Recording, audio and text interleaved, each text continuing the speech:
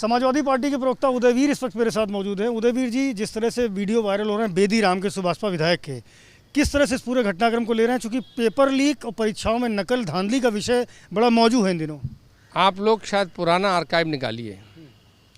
जब राष्ट्रपति के लिए भाजपा को वोट चाहिए था, उस समय बेदी राम जी की पे मुकदमा लिख के गिरफ्तारी और कार्रवाई की बात तेज चली थी। और सब जानते हैं वो राजभर जी के फाइनेंसर हैं। उस समय राजभर जी दिल्ली दौड़े थे। वहाँ से अमित शाह जी का आदेश हुआ था कि ये वोट देंगे राष्ट्रपति चुनाव में, लेकिन इनका संरक्षण करिए।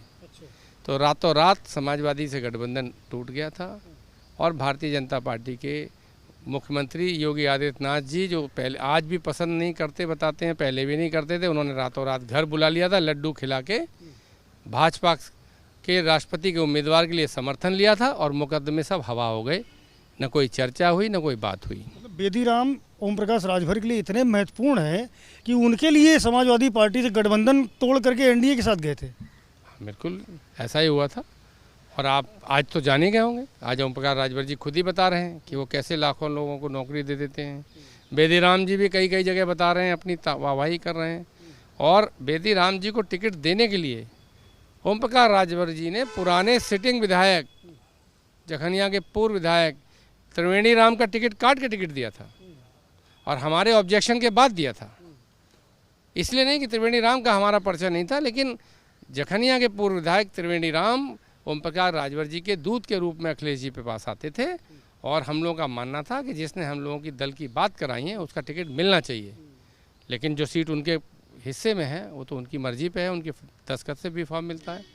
तो आप पुरानी चीज़ों को जोड़ेंगे तो आप समझ जाएंगे कि त्रिवेणी राम का कुछ हो नहीं पाएगा, क्योंकि राजभर जी की दोस्ती ऊपर है।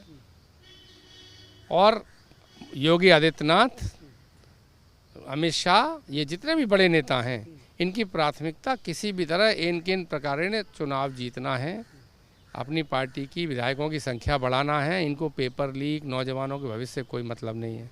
अगर मतलब रहा होता तो 15-15 पेपर लीक हो गए। इतने नकारा लोग हैं, इतनी नकारा सरकार है कि कार्रवाई नहीं कर पा रही। पक्ष क्यों नहीं रख रहे हैं अपना? ओम प्रकाश राजभर भी कुछ बोलने को तैयार नहीं है। बेदी राम तो घर में दुब के बैठे हुए हैं, बाहर तक नहीं निकल रहे हैं।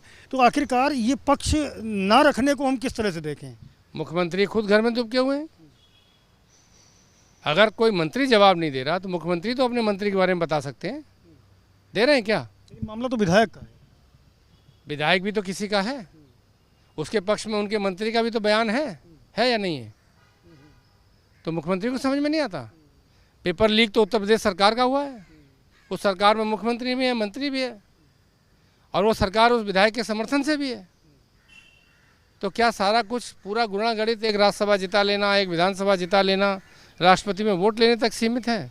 अगर जवाबदेही जनता के प्रति है, अगर नौजवानों के भविष्य का कोई सवाल है, लोगों की उम्र निकली जा रही है, पेपर कैंसिल हो गया, अब नए सत्र में होगा, फिर नए सत्र में होगा, और लगातार पेपर कैंसिल हो रहे हैं। तमाम नौजवान पेट काट काट के तैयारी कर रहा है, सालों सालों से पढ़ा है दूसरे बड़े बड़े शहरों में, और परीक्षा भी नहीं दे पा रहा। आप उत्तर प्रदेश में मुख्य विपक्षी दल की भूमिका में रहते हैं। समाजवादी पार्टी लगातार सरकार के तमाम मसलों पर सवाल खड़े करती है, तमाम बातें कहती है, आरोप लगाती है।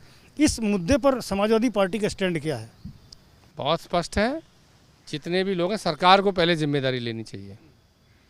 एक केस, 2 केस, 3 केस होते हैं तो केस करने वाला दोषी माना जाता है, लेकिन केस दर केस होते हैं और सरकार कोई कार्रवाई न करे तो माना जाता है कि सरकार का संरक्षण है। मुख्यमंत्री योगी आदित्यनाथ को खुद जिम्मेदारी लेनी चाहिए, क्योंकि एक विभाग का नहीं, ये प्रदेश का मामला हो गया। लोकसभा चुनाव के दौरान ये मुद्दा बना रहा। माननीय अखिलेश यादव जी ने तमाम मंचों से बार बार इस बात को कही कि पेपर लीक एक षड्यंत्र के तहत कराए जा रहे हैं, ताकि लोगों को ये भी लगता रहे कि नौकरी निकल रही है और किसी को नौकरी देनी भी न पड़े। प्राइवेट सेक्टर में लगातार नौकरियां दे रहे हैं, संविदा कर्मचारियों से काम चला रहे हैं, न वहाँ कोई आरक्षण होता है, न वहाँ कोई और कोई सवाल जवाबदेही होती है।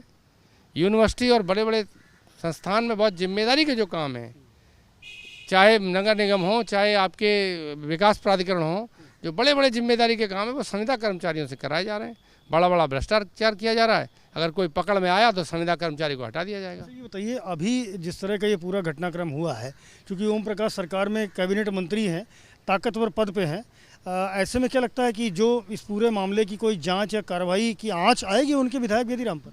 जब ओम प्रकाश राजभर जी और बेदीराम सिंह की ज्वाइनिंग ही इस शर्त पे हुई कि आप हमारा समर्थन करिए, हम तुम्हारे मुकदमे नहीं खोलेंगे, तो आप कैसे आशा करते हैं कार्रवाई होगी?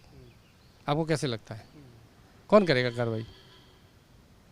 ठीक है, बड़े सवाल खड़े कर रहे हैं उदयवीर। साफ तौर पर उनका ये कहना है कि जब पूरा का पूरा मसला ही पूर्व नियोजित था, पूरी तैयारी पहले से थी, और जब बेदीराम पर कार्रवाई की बात होनी थी, चर्चा भी हो रही थी, और उस वक्त ओम प्रकाश राजभर को बचाया गया, तो अब बहुत ज़्यादा उम्मीद नहीं की जा सकती है।